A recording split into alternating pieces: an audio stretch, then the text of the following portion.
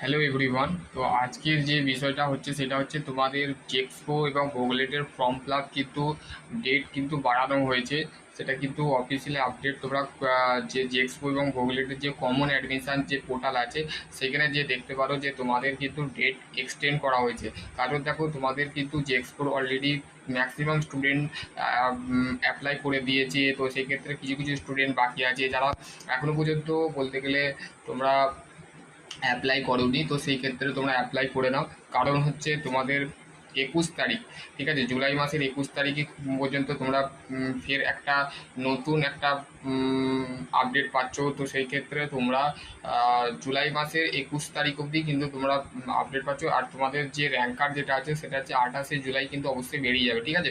তো সেই ক্ষেত্রে তোমরা 28শে জুলাই বেরোতে পারে বা 25-26 জুলাইয়ের মধ্যে তোমাদের র্যাঙ্ক কার্ড পাবলিশ হয়ে যাবে। তার আগে কিন্তু স্টেট কাউন্সিলিং 21শে জুলাই বা 22 তারিখ বা 23 তারিখের মধ্যে কিন্তু একটা নোটিশ আসবে। সেই নোটিশে কিন্তু সম্পূর্ণ বলে দেওয়া হবে যে তোমাদের কবে র্যাঙ্ক কার্ড বেরোবে, কবে কাউন্সিলিং হবে, ফের নোটিশ চেঞ্জ হবে, ঠিক আছে, নোটিশ চেঞ্জ হবে। এবং পরবর্তী আমি বুঝতেই পারছি না যে এই একবার 23শে জুন করে দিল, আবার 15ই জুলাই করলো, আবার 21শে জুলাই করলো। তো সেই ক্ষেত্রে আমি কিছু বলবো না। তো সেই ক্ষেত্রে তোমাদের যে সমস্ত ছাত্রছাত্রীরা এখনও পর্যন্ত জেক্সপো এবং ভোগলেটের ফর্ম ফিল আপ করোনি, যারা করে ফেলেছো, যাদের এখনও পেন্ডিং দেখাচ্ছে, তো একটু ওয়েট করো, ঠিক আছে।